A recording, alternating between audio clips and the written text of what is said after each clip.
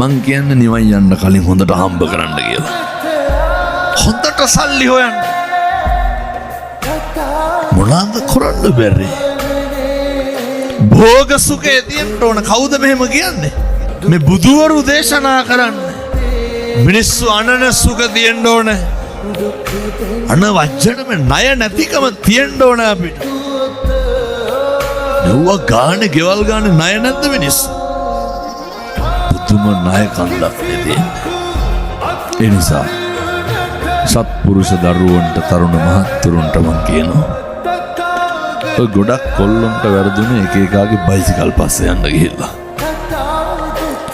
බයිසිකලේ පිටිපස්සේ නැගලා යන තරුණයෝ එක්කහුවෙන් මේ ගම් වලින් මත්ද්‍රව්‍ය අයින් කරලා දාන්න.